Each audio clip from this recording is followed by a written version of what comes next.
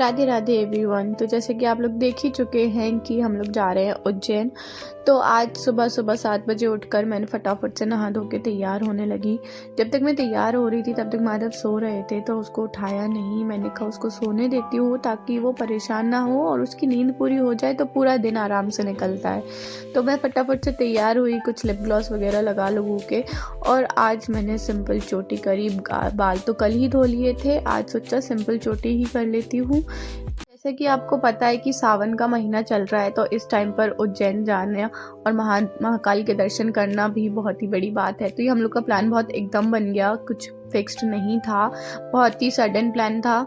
उसके बाद जैसे ही हम तैयार हो गए, माधव को सोते हुए देखकर बड़ा प्यारा लग रहा था, फिर उसे उठाया और जल्दी से नीचे ले गए, नहलाया धुलाया, और फिर हम लोग निकल गए उज्जैन के लिए, क्योंकि काफ़ी लेट हो चुका था, हमें टाइम से भी पहुंचना था। तो यहाँ पे हम सब बैठे हुए थे। घर से निकलते वक्त हमेशा ऐसा लगता है कि बस थोड़ा सा ही सामान है, लेकिन जब कार में रखना स्टार्ट होकर हो तो पता चलता है कि छोटे बच्चे के साथ ट्रैवल करने के लिए आधा घर साथ ले जाना पड़ता है।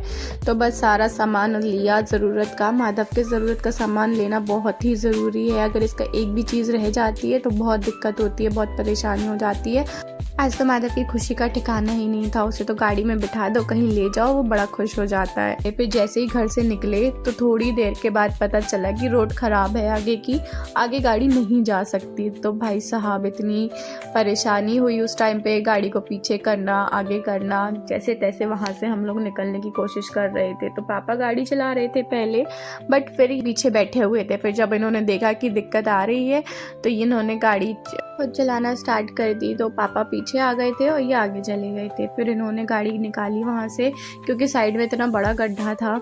लेकिन जैसे तैसे वहाँ से निकले। बस वो हाईवे पे पहुँचने से पहले की ही दिक्कत थी, और फिर जैसे ही हाईवे पे पहुँचे, और क्या मौसम, क्योंकि आज झांसी में हो रही थी बारिश सुबह से, तो इतना प्यारा मौसम था कि मज़ा ही आ गया।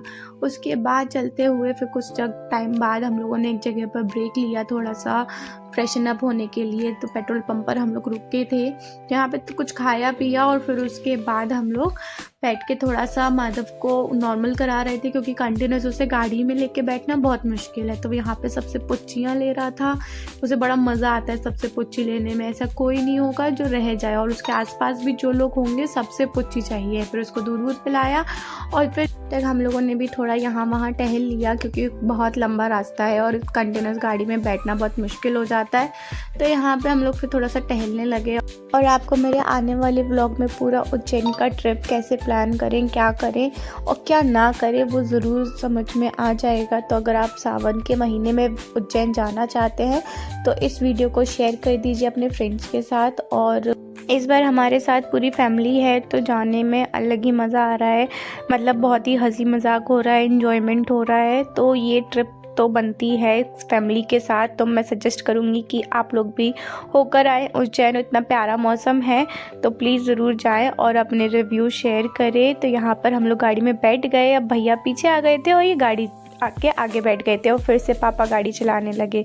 फिर थोड़े टाइम के बाद फिर से ड्राइवर स्विच, ये वापस से गाड़ी चलाने लगे, पापा पीछे बैठ गए। माधव बैठ के एंजॉय कर रहा था, उसको तो सिर्फ दद्दू चाहिए और कोई नहीं, लेकिन वो वहाँ बैठ के काफ़ी देर खेलता रहा। यहाँ पे मैं आगे बैठ गई थी। पहले मैंने माधव को खुद लिया हुआ था, लेकिन माधव पीछे जाने की ज़िद करने लगा तो उसको पीछे भेज दिया बस।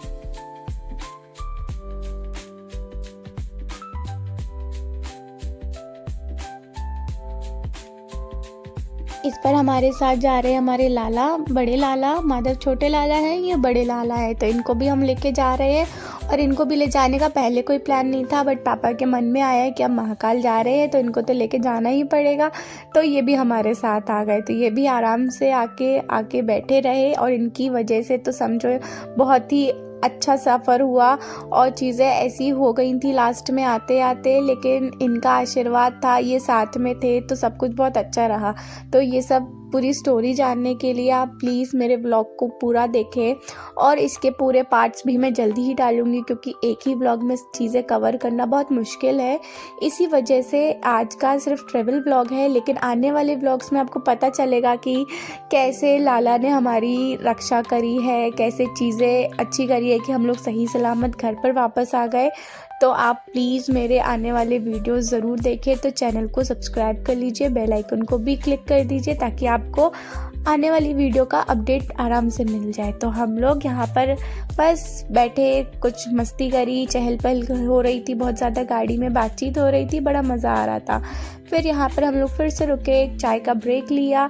तो यहाँ तो बस हम लोग पहुँचने ही वाले थे, तो थोड़ा सा चाय वाय पी, सोचा कि आराम से फिर पहुँचते।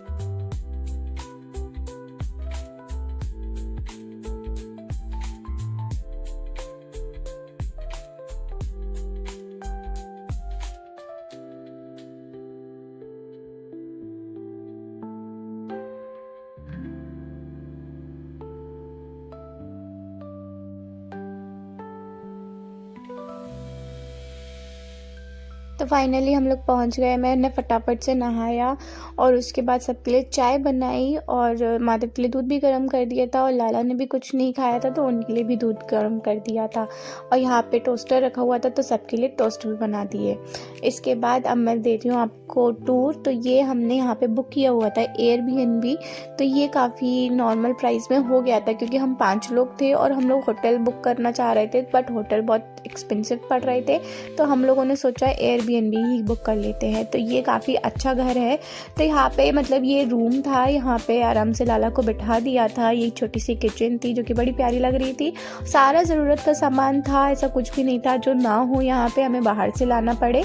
बस जो हमें चीज़ें यूज़ करनी है लाइक चाय पत्ती, शक्कर, ये सब हमने ज़रूर बाहर से ले लिया था। और ये बिल्कुल नया सा ही फ्रिज रखा हुआ था कि अगर कोई सामान रखना हो तो।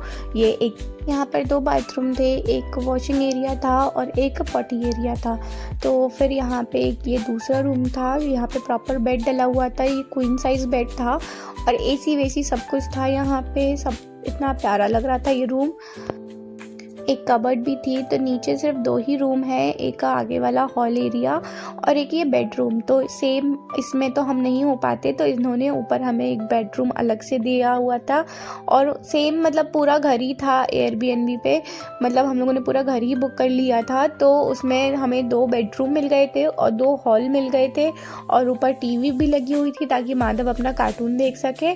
तो काफ़ी अच्छा स्पेशियस था, अपने आराम से अपनी मर्जी से जो करना है, जैसे रहना है हम वैसे रह सकते हैं। और उन्होंने हमें एक्स्ट्रा बेड्स भी दे दिए थे, मतलब गद्दे दे दिए थे, रजाई कंबल सब कुछ दिया हुआ था और सब कुछ एकदम नया जैसा सामान था। तो यूज़ करने में भी कोई दिक्कत नहीं लग रही थी। फिर जैसे ही हम लोग फ्रेशन अप हो चुके थे, चाय वाय पी ली थी, तो हम लोग निकल गए दर्शन के लिए। तो हम लोगों ने यहाँ पे ऑटो बुक नहीं करी डायरेक्ट, क्योंकि यहाँ पर काफ़ी ज़्यादा पैसे मांग रहे थे। तो हम लोगों ने रैपिडो पर चेक किया, तो रैपिडो पर नॉर्मल प्राइस में मिल रही थी ऑटो, तो हम लोगों ने रैपिडो कर लिया। तो यहाँ से ऑटो फिर आ गई थी और हम लोग बैठे और फिर सीधा निकल गए दर्शन के लिए। तो यहाँ पर हम लोग सीधा पहुँच गए महाकाल के दर्शन करने के लिए। तो यहाँ पर हम लोगों को थोड़ा सा चलना पड़ा और सावन की वजह से थोड़े बहुत चेंजेस हुए हैं यहाँ पर, वो आपको मेरी अगली वीडियो में पता चल जाएगा। तो यहाँ से हम लोग थोड़ा पैदल गए क्योंकि ऑटो ने वहीं रोक दिया था। और फिर यहाँ पर ये महाकाल लोक का गेट दिख रहा था और भाई क्या सुंदर व्यू था अंदर का। इसे देखने के लिए आपको मेरे नेक्स्ट वीडियो का इंतज़ार करना पड़ेगा थोड़ा सा, क्योंकि एडिट करने में थोड़ा टाइम लग रहा है और मेरी थोड़ी तबीयत भी ठीक नहीं है। मेरी आवाज़ से ही समझ में आ रहा होगा कि थोड़ा ज़ुकाम हो गया है मुझे। और फिर उसके बाद जैसे ही हम लोग वहाँ पर पहुँचे, वहाँ का गेट ही देखकर इतना सुंदर लग रहा था, ऐसा लग रहा था अंदर जाकर क्या ही मिलेगा देखने को। तो ये यहाँ पे थोड़ा सा हम लोगों को पैदल चलना पड़ता है, यहाँ पे ऑटो नहीं आती है। तो इसके लिए इतना ही, अब मिलते हैं नेक्स्ट व्लॉग में। तब तक के लिए राधे राधे, अपना ख्याल रखें, जय महाकाल।